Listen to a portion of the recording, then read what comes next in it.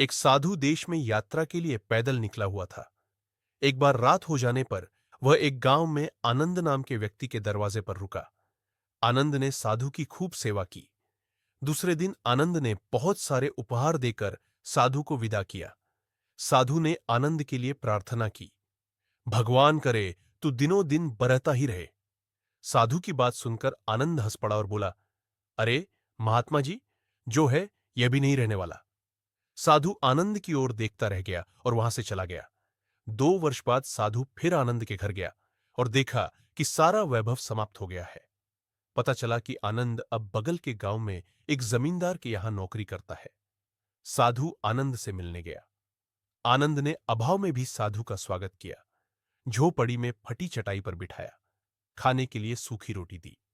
दूसरे दिन जाते समय साधु की आंखों में आंसू थे। साधु कहने लगा, हे भगवान, ये तूने क्या किया? आनंद पुण्य हंस पड़ा और बोला, महाराज, आप क्यों दुखी हो रहे हैं?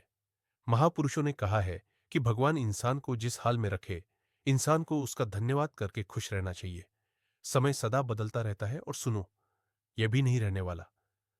साधु मन ही मन सोचने लगा, मैं तो केवल भेष से साधु हूं, सच्चा साधु तो तू ही है, आनंद।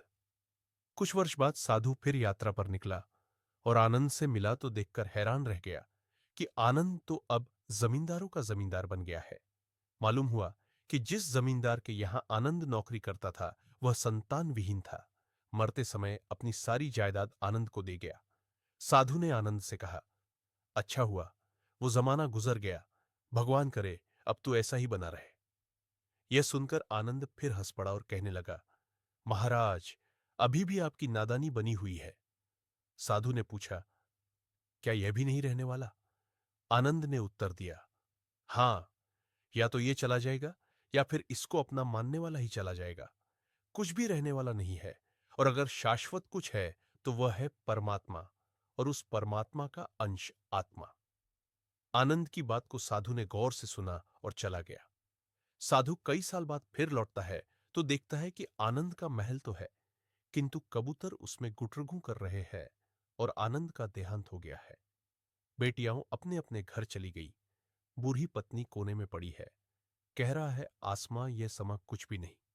रो रही है शबनमें, नौरंगे जहां कुछ भी नहीं, जिनके महलों में हजारों रंग के जलते थे फानूस। जाद्दा उनकी कब्र पर, बाकी निशा कुछ भी नहीं। साधु कहता है, अरे इंसान, तू किस बात का अभिमान करता है? क्यों इतराता है? यहां कुछ भी टिकने वाला नहीं है। दुख या सुख कुछ भी सदा नहीं रहता।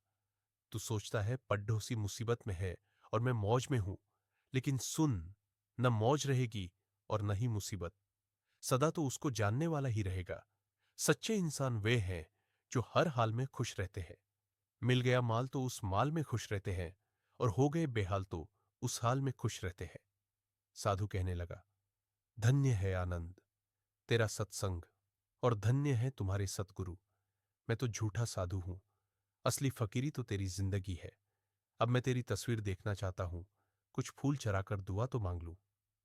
साधु दूसरे कमरे में जाता है तो देखता है कि आनंद ने अपनी तस्वीर पर लिखवा रखा है, आखिर में यह भी नहीं रहेगा।